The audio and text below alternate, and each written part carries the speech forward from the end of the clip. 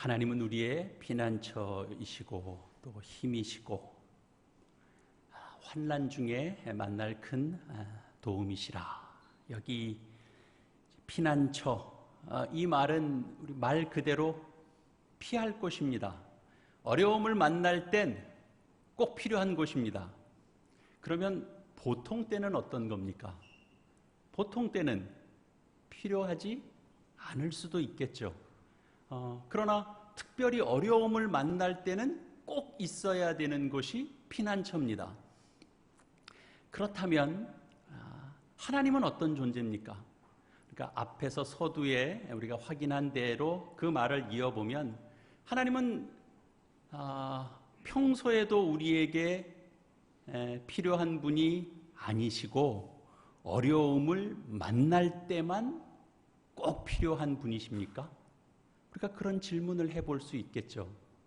좀 나눠서 생각해 보면 우선 하나는 맞는 얘기입니다. 우선 평소에는 우리 일상생활 그냥 삽니다. 우리가 일상을 살면서 하나님은 늘 피난처시다라는 생각을 우리가 늘 눈뜨면서 하거나 우리가 구체적으로 인식하거나 느끼거나 그렇게 사는 건 아닙니다. 그냥 내가 몸담고 있는 이 사회의 흐름에 맞춰서 그냥 우리는 눈뜨고 또 새 하루를 시작합니다. 어제와 크게 다르지 않은 그런 하루를 시작합니다. 그러나 또 다른 차원에서 한번 생각해 봅시다. 일상을 그렇게 살면 그 일상은 위기가 없는 일상일까요? 사실 생각해 보면 일상 자체가 사실 다 어려움입니다. 그러니까 우리는 그저 평범한 일상을 살지만 그 일상 속에서도 하나님은 피난처이시다라는 고백은 그것은 충분하고도 마땅한 고백이 됩니다.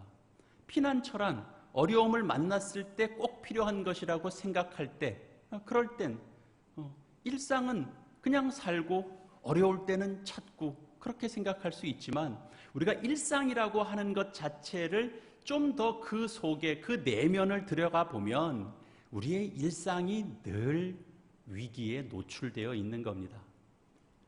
평범한 일상을 사는데 제일 큰 분노가 일어나기도 하고 큰 사고는 언제나 평범한 일상을 사는 데서 일어납니다.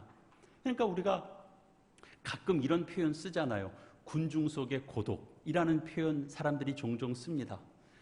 그만한 사람들이 주변에 있고 그만한 사람들 속에 있으면 그러면 사람 관계도 그만하면 충분할 것 같은데 그 속에서 고독을 경험한다. 그런 말이잖아요. 그러니까 우리의 일상 속에는 늘 위기가 숨어 있는 것과 같습니다. 표현을 좀 바꾸어 보면 위기가 될 기회를 보고 있는 것 같습니다. 우리가 그런 것들을 다 미처 보지 못하고 있을 뿐입니다. 그런 점에서 하나님은 구체적으로 우리가 어떤 어려움을 만났을 때도 피난처시고 그리고 우리의 삶 전체를 통하여 우리의 일상을 살 때도 평범한 일상의 하루를 살고 있는 그 속에서도 하나님은 피난처십니다. 그러나 이 오늘 우리가 읽은 시편의 이제 방향은 실제적으로 우리가 어떤 시련을 구체적으로 만났을 때 그때 하나님을 피난처로 생각하고 신뢰하는 그런 이야기가 좀 더 바탕이 되어 있습니다. 그런 차원에서 쭉 좀 설명하기도 하고 더 확장되기도 하고 그렇습니다. 2절, 3절이 이렇게 되어 있죠. 그러므로 땅이 변하든지 산이 흔들려 바닷 가운데 빠지든지 바닷물이 솟아나고 뛰놀든지 그것이 넘침으로 산이 흔들릴지라도 우리는 두려워하지 아니하리로다. 문자적 내용 그대로 우리가 받는다면 마치 큰 자연재해 앞에서도 두려워하지 않는다. 그렇게 말하고 있는 것처럼 보입니다. 자연재해의 피해는 무섭습니다. 우리 최근에도 우리 주변에서 봤죠. 무슨 쓰나미라고 하는 것, 해일이 일고 쓰나미가 일고 그러니까 아주 무서웠습니다. 그거는 공포스러운 것입니다. 지금도 곳곳에서 지진이 일어납니다. 지진이 한번 일어나면 그냥 무슨 사건, 사고로 일어날 때 일어나는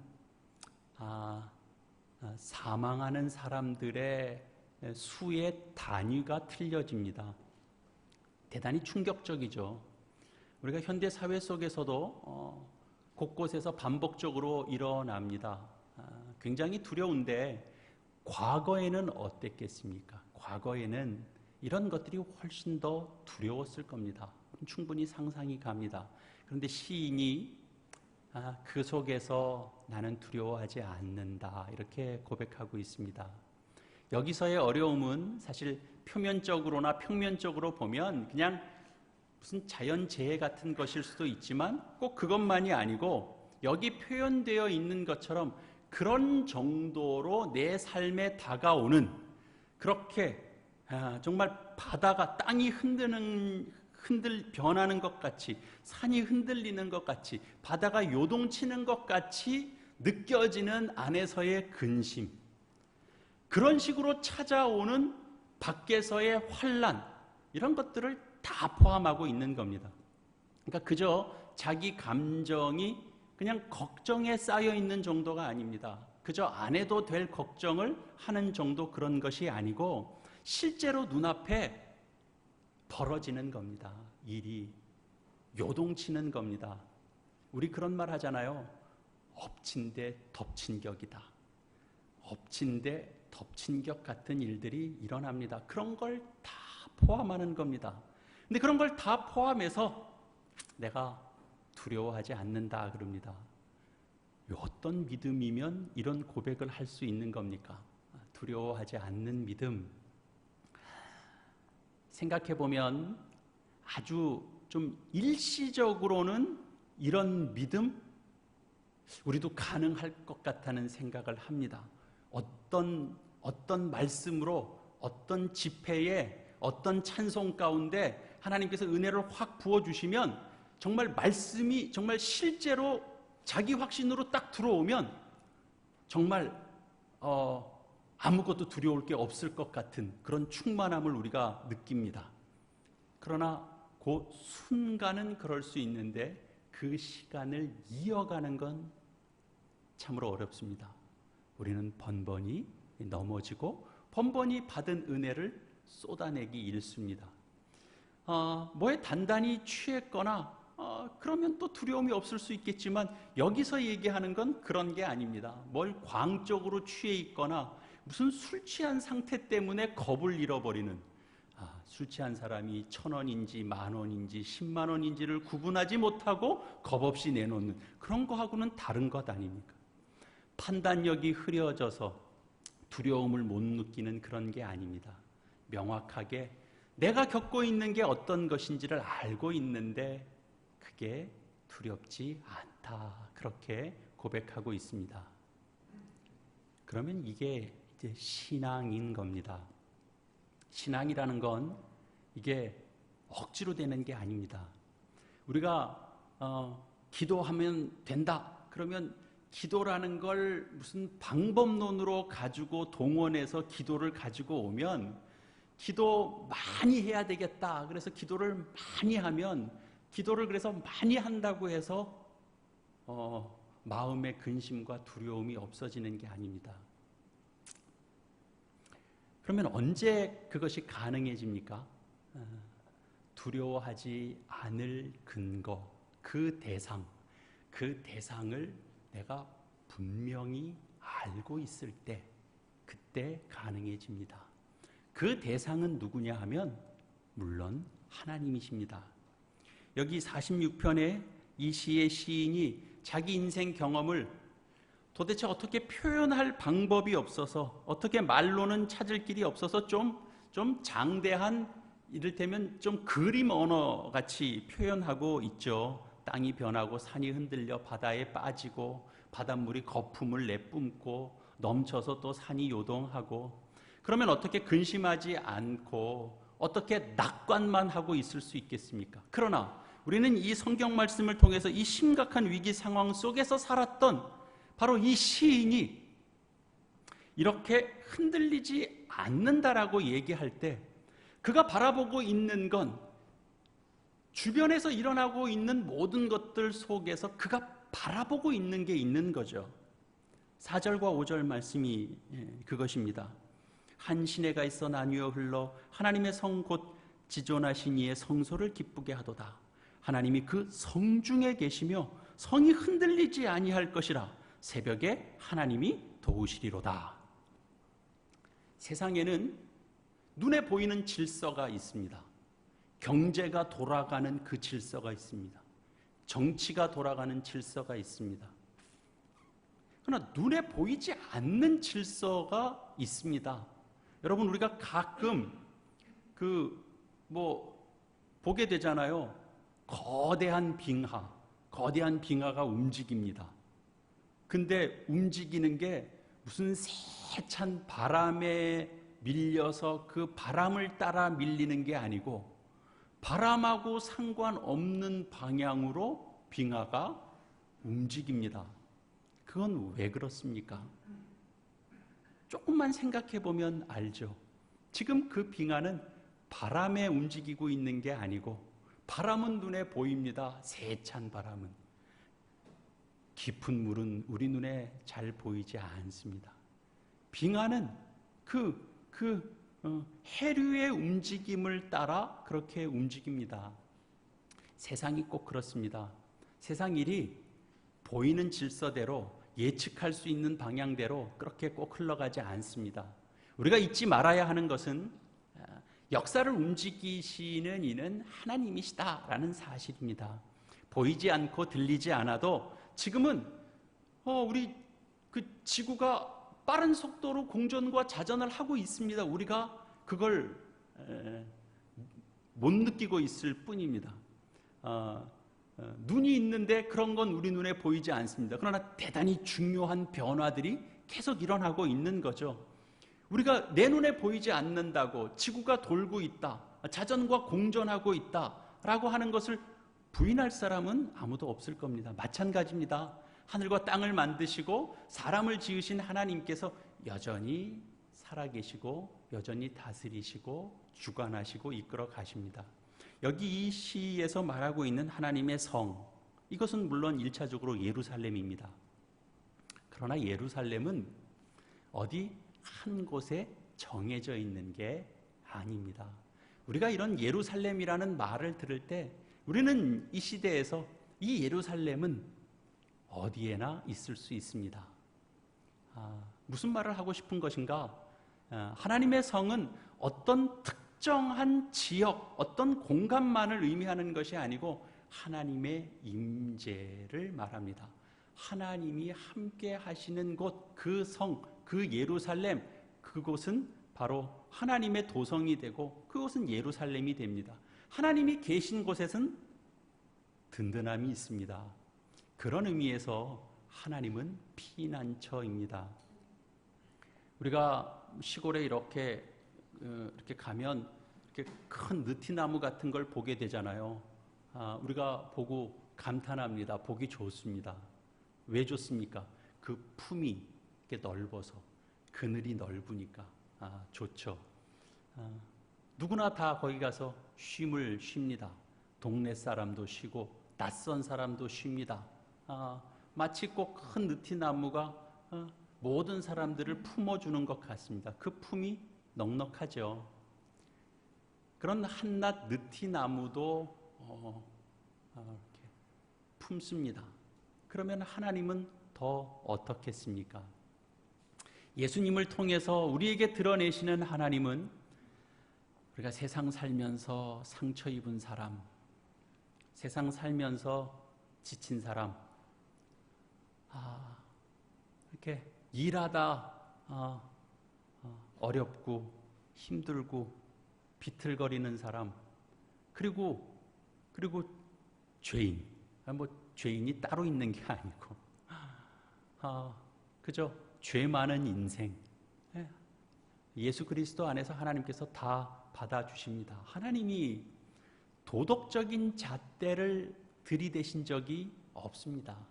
그것으로 판단하지 않습니다. 하나님은 예수 그리스도 앞으로 나아오는 자들을 다 받아주십니다. 그래서 하나님은 피난처입니다. 하나님께서 가리시면 하나님을 피난처라고 고백하기 어렵죠. 그 품에 안긴 사람은 누구나 다 그 하나님의 품을 피난처 삼은 그 은혜와 감사, 그 삶의 변화들이 나타나게 됩니다. 조건 없이 베푸시는 그 은혜가 있기 때문에, 그 사랑이 있기 때문에 우리가 못 풀어낼 것 같은 그런 응어리들이 그 안에서 풀어내지죠. 제가 좋아하는 찬송 중에는 299장 찬송도 있습니다. 지난 주간에 또 새벽에 같이 또 불렀습니다. 하나님 사랑은 온전한 참사랑, 내 마음에 부어주시사 충만케 하소서, 그렇게 시작하죠. 그리고 3절 가면 그 사랑 앞에는 풍파도 그치며 어두운 밤도 환하니 그 힘이 크도다, 그렇게 노래합니다. 풍파도 그치게 하는 사랑입니다. 하나님. 어두운 밤도 환하게 하는 사랑입니다. 그 사랑을 받은 사람은 이전의 사람의 모습으로 서 있지 않습니다. 하나님의 사랑이 어떤 것인지 알기 때문에. 우리의 마음이 옹색할 때는 우리는 누구에게도 상처를 입히게 됩니다. 우리 마음이 옹색해져 있을 때는 우리는 늘 받을 것만 셈하게 됩니다. 내가 한 것만 셈하게 됩니다. 그러다 보면 가까운 사람들에게 생채기를 내게 됩니다. 그러나 하나님 품에 안긴 사람, 그래서 이 마음의 풍성함을 경험하고 하나님께서 넓혀주시는 마음 속에 우리가 비로소 너그러운 마음들을 갖게 됩니다. 큰 어려움 앞에서도 요동하지 않고 또 조용히 그 문제를 직면하면서 하나님의 뜻이 뭔가 이렇게 헤아리게 됩니다. 우리 10절 말씀 한번 보시죠. 이르시기를 너희는 가만히 있어 내가 하나님됨을 알지어다. 내가 문나라 중에서 높임을 받으리라. 내가 세계 중에서 높임을 받으리라 하시도다. 가만히 있으라는 말은 아무것도 하지 말고 있어라, 그런 의미는 아닙니다.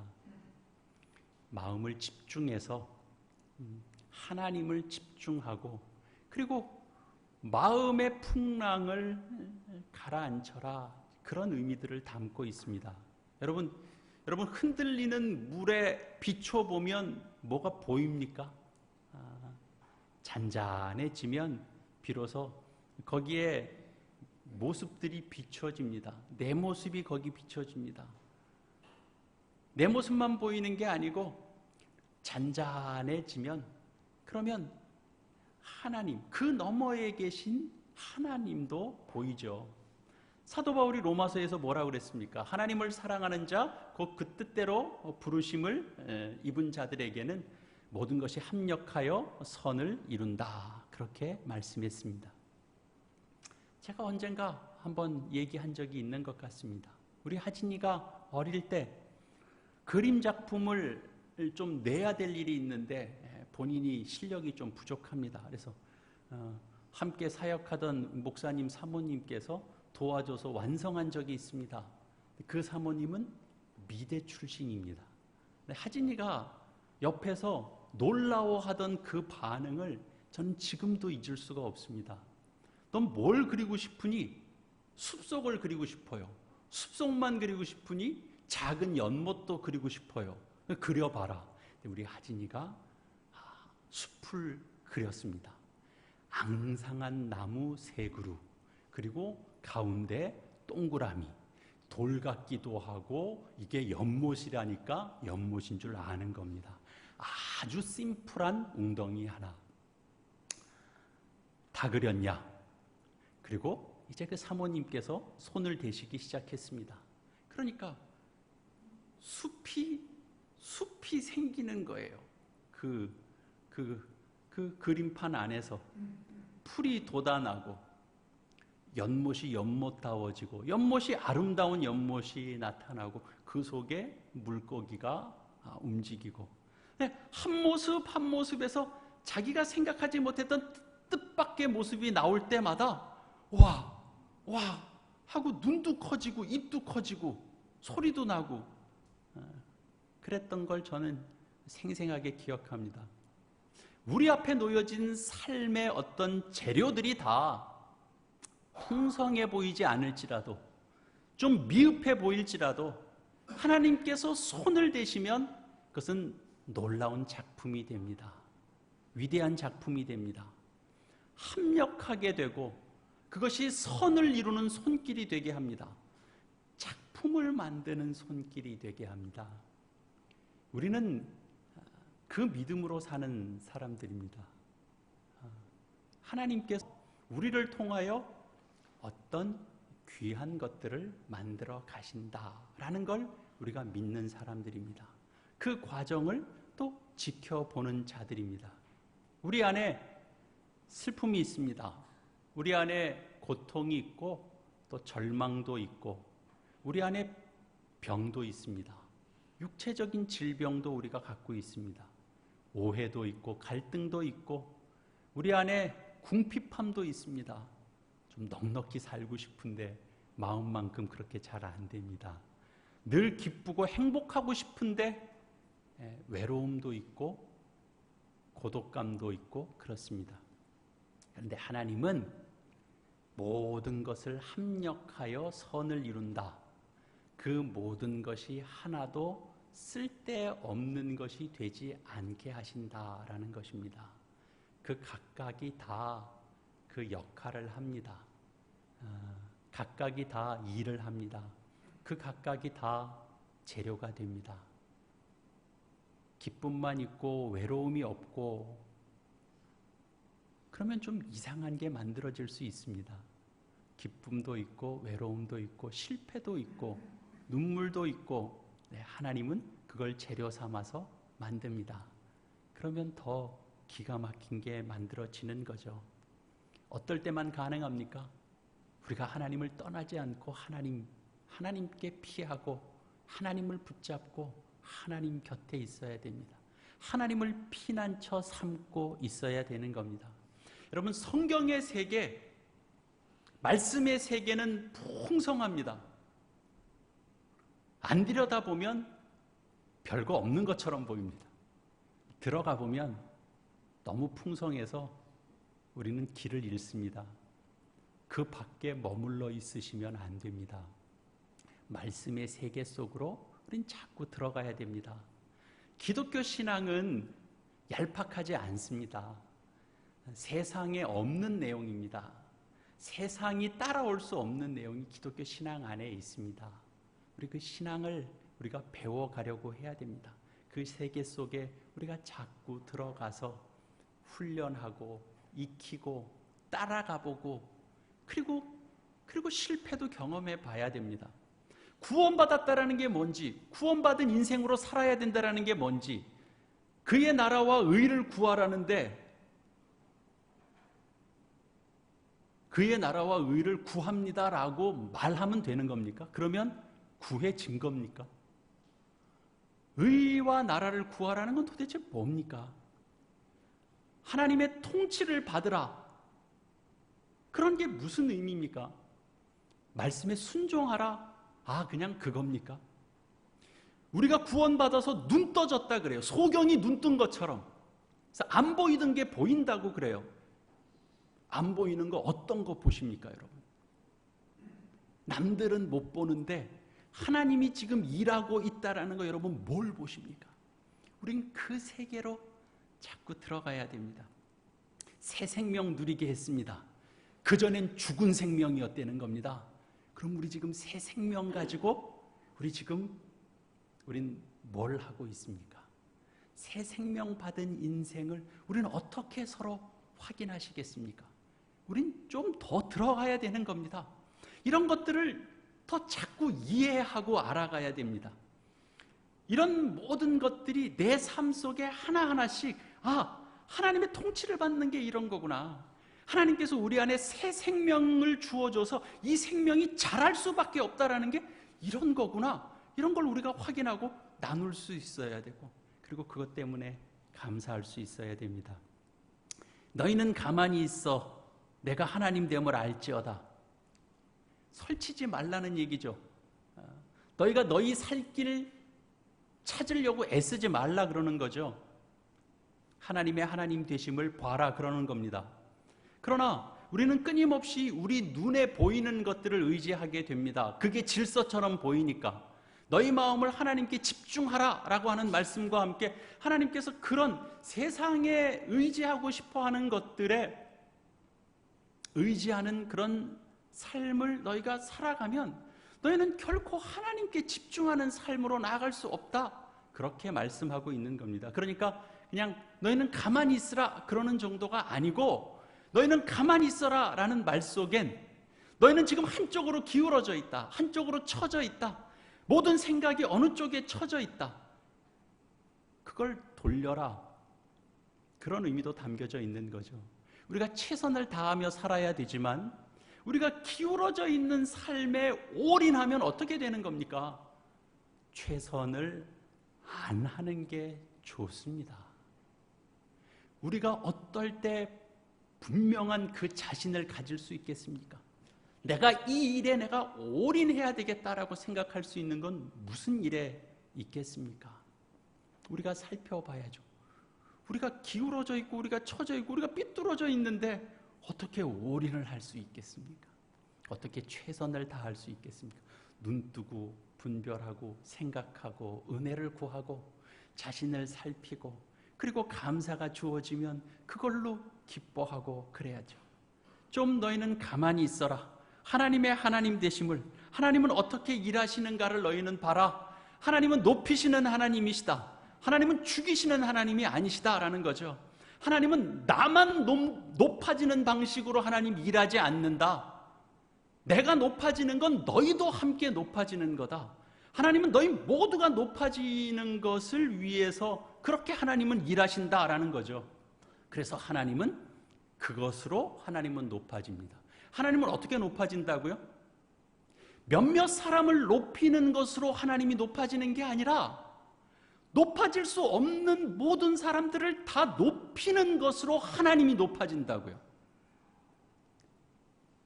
사람들은 누구를 깎아내려야 자기가 높아지는 겁니다. 사람들은 그 방법 외에는 다른 방법을 잘 모릅니다. 배워도 내게 잘 안 됩니다. 이건 거룩하고 영적인 것이니까. 하나님을 보면 하나님이 그렇게 일하십니다. 그 영양분을 공급받을 때만 우리는 정신이 번쩍 나아지는 거죠. 세상은 이걸 모르죠. 세상은 내가 두드러져야죠. 내가 두드러지기 위하여 다른 사람들이 낮아져야죠. 안 낮아지면 끌어내려야죠. 망신을 줘야죠. 그래야 내가 높아지죠. 망신을 잘 찌르는 사람이 더 높아지는 거죠. 세상은 그래서 하나님이 모두를 높이는 것으로 그분이 높아진다는 건 모릅니다. 교회는 알아야죠. 근데 교회도 때때로 놓칩니다. 안타깝죠. 그러나 우리는 그 순간에도 우리는 하나님을 볼 수 있어야 됩니다. 예수 그리스도를 볼 수 있어야 됩니다. 여기 이렇게 얘기하는 것 그대로죠.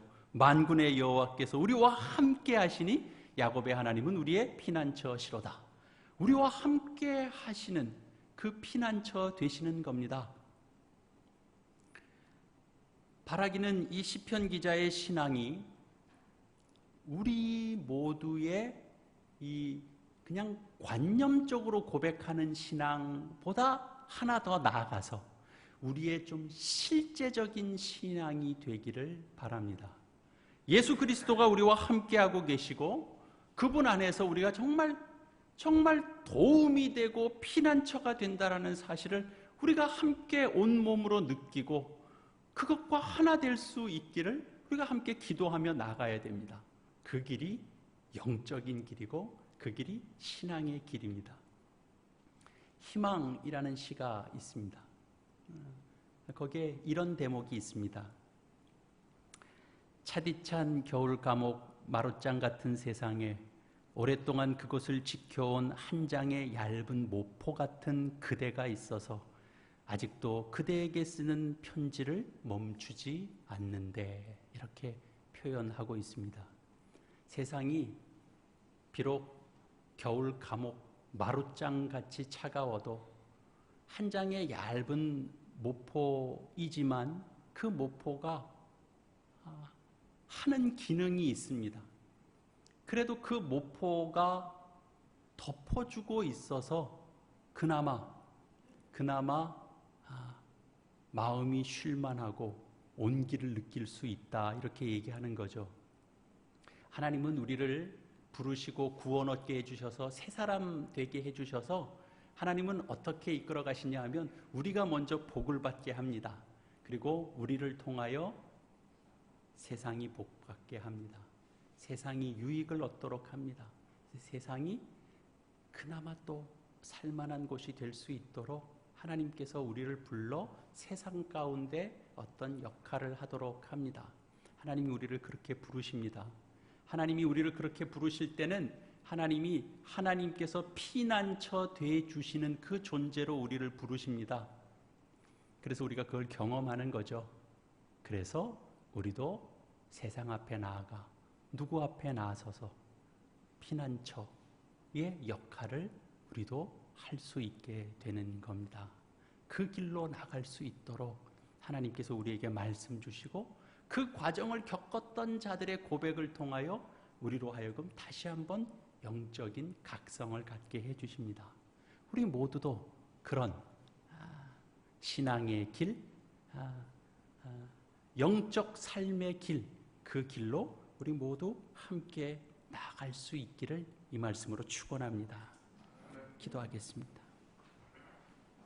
하나님 아버지,